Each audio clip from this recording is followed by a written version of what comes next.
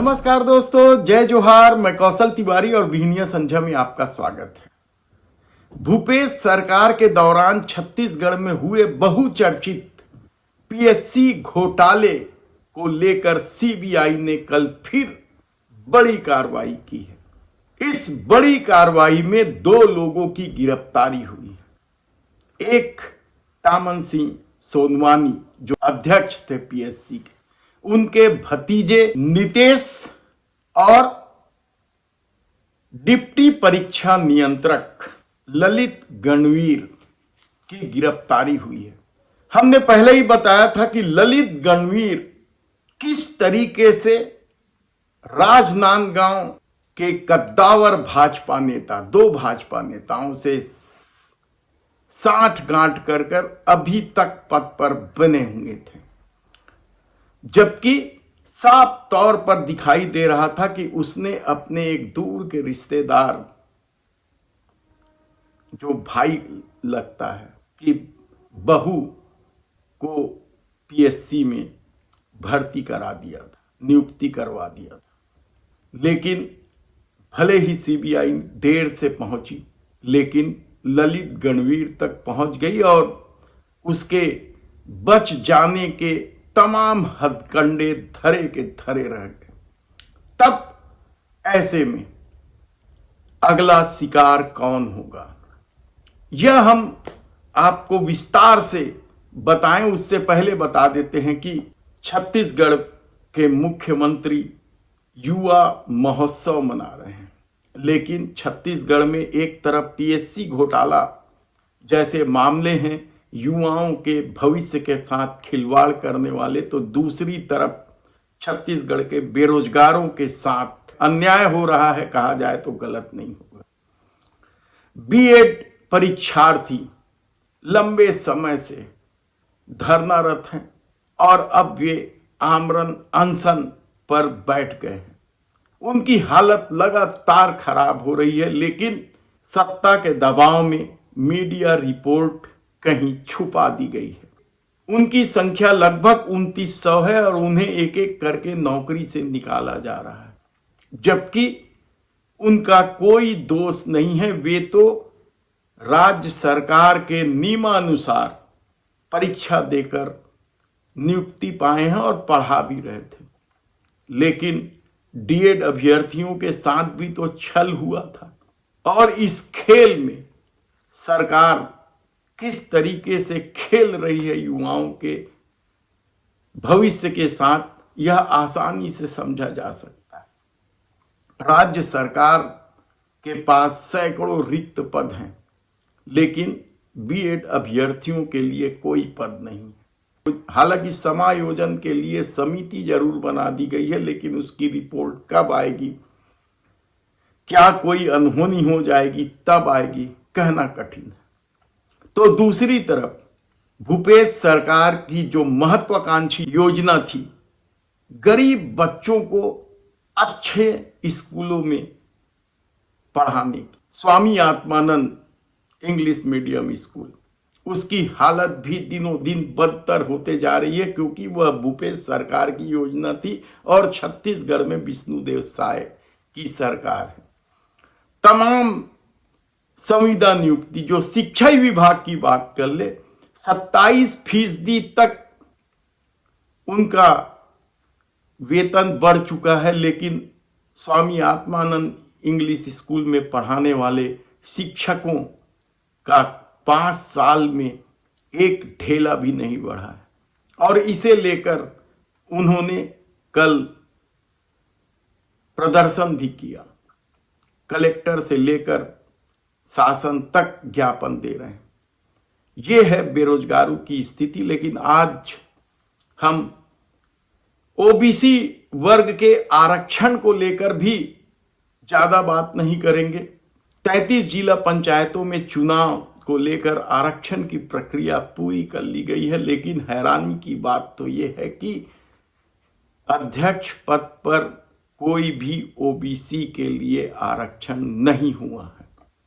17 पद अनुसूचित जनजाति के लिए है और 4 पद अनुसूचित जाति के लिए।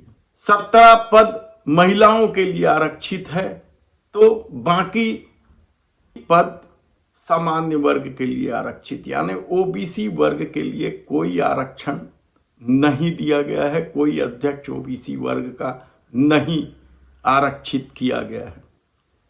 ऐसी ही प्रक्रिया को लेकर बस्तर बंद भी हो चुका है ओबीसी समाज की नाराजगी की वजह से। लेकिन शायद सरकार का अपना रवैया है, उनका अपना चरित्र है। लेकिन आज हम बात कर रहे हैं पीएससी घोटाले की। बहुचर्चित इस पीएससी घोटाले में अध्यक्ष टामनलाल सोनवानी के परिवार के 5 लोगों की नियुक्ति हुई थी या भर्ती हुई थी, जिसमें उनका बेटा नितेश, बहू निशा कोसले, बड़े भाई का बेटा साहिल और भाई की बहू दीपा अजगले और बहन की बेटी सुनीता जोशी। ये 5 नाम थे। तो ललित गणवीर के किस रिश्तेदार की भर्ती हुई थी हमने बताया ही था।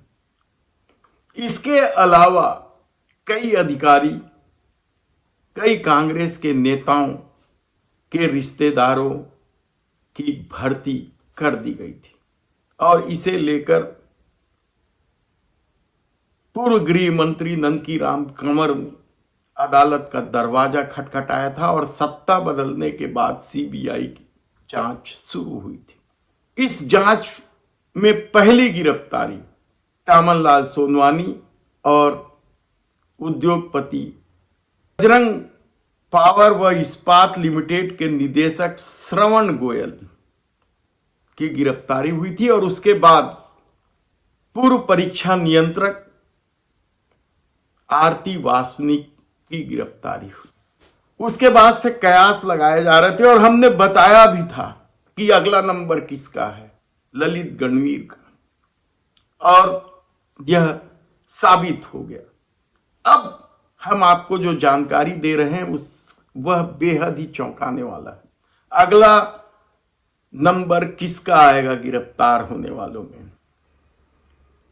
क्या राज्यपाल के सचिव अमृत खलको का आएगा? उनका अपना ठसक है। बीज विकास निगम के भी अध्यक्ष रहे और कई विवादों में रहने के बाद वे राज्यपाल के सचिव नियुक्त हुए थे और सचिव रहते रिटायर होने के बाद उसी पद पर उन्हें संविदा नियुक्ति भी मिल गई थी। यानी सोचिए कि अमृत खलको की क्या ठसक और थमक है।